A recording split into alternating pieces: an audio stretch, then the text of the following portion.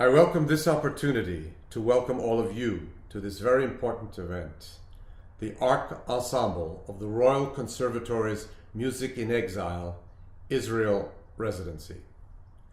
I'm James Conlon, founder and artistic advisor of the Orel Foundation, an organization dedicated to the promotion and performance of music of composers whose lives were impacted by the terrors of Nazi Germany. I'm speaking to you from Los Angeles, where, as music director of Los Angeles Opera, I have had the privilege of conducting several important operas by these composers in recent years. It is important to promote and to revive the music of the composers who suffered under the Nazi tyranny. There were many who lost their lives. There were many who were exiled. For one reason or another, much of that music has remained unplayed since the end of the war.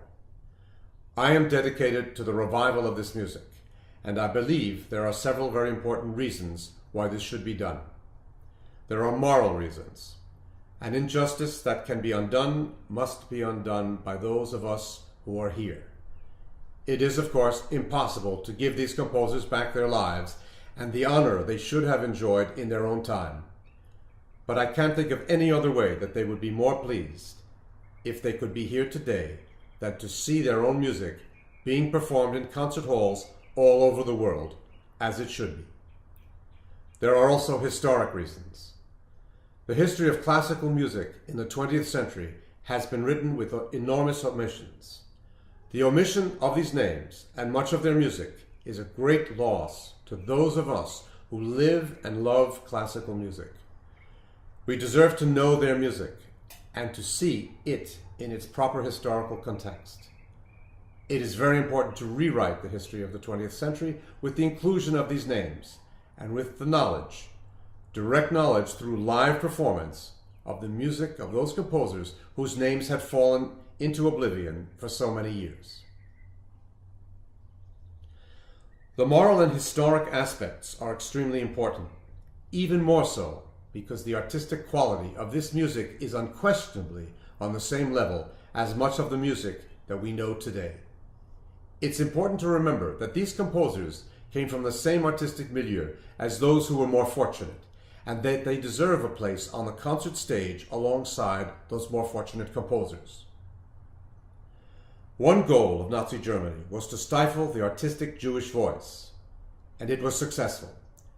Even though that terrible regime came to an end so many years ago, they still enjoy a posthumous victory.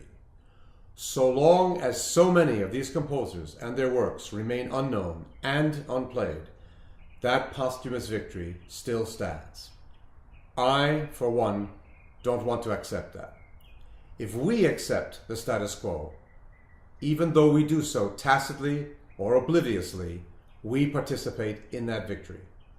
I believe it's important to turn that around and for every successive generation to know these composers whose music had been lost to us for so many years.